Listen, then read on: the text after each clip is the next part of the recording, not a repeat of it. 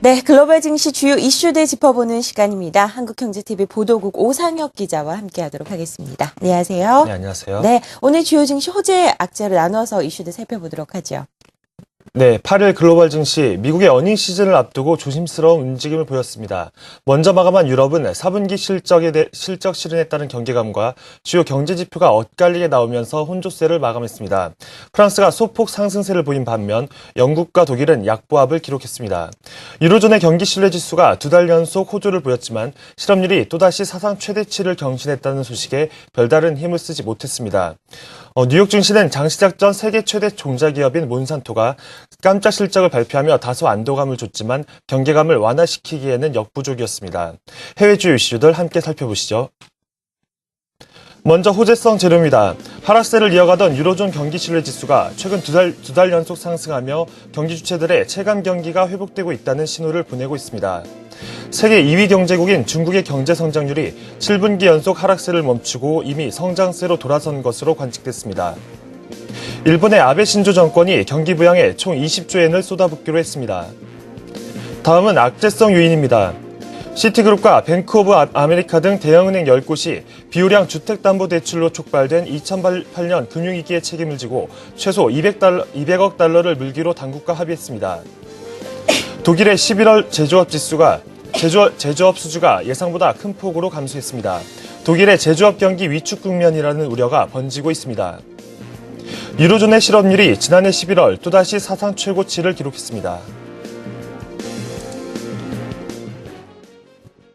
네, 일본 아베 정권이 새해 들어서 경제 회복을 위해 각종 정책을 의욕적으로 펼쳤습니다. 시장 분위기는 어떻게 나타나고 있나요? 네, 일본 경제의 부활을 천명한 일본 아베 신조 총리가 잃어버린 20년 탈출을 위해 의욕적이고 공격적인 정책을 쏟아내고 있습니다. 일본 정부는 이르면 11일 20조엔 규모의 긴급 경제 대책을 내놓고 재정 투입을 통한 경제 회생 전략에 본격 착수할 것으로 보이는데요.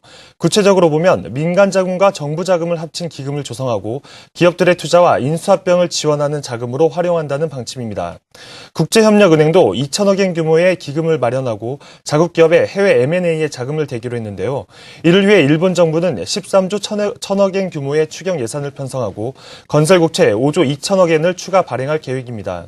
문제는 추경 예산 13조엔 가운데 절반에 가까운 5조엔을 국채 발행으로 조달해야 하는데 이렇게 되면 2012 회계연도 국채 발행 규모는 50조엔에 이를 것으로 보입니다.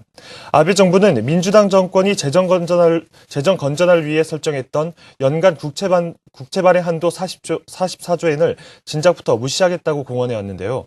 이 때문에 국채 발행 증가와 재정 악화 우려 등이 겹치며 일본의 장기 금리는 4개월 반 만에 최고치로 치솟기도 했습니다. 일본 금융시장에서는 아베 정권의 이 같은 공격적 재정 투입에 대해 강한 우려감이 제기되고 있는데요.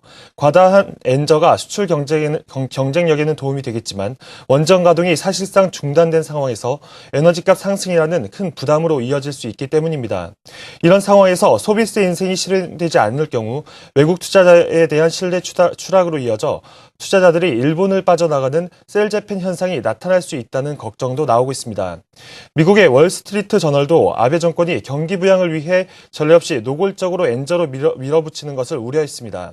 일본 아베 정권의 의욕적인 정책들이 일본 경제에 어떤 파급 효과를 가져올지 시간을 두고 주목해 봐야 할 것 같습니다.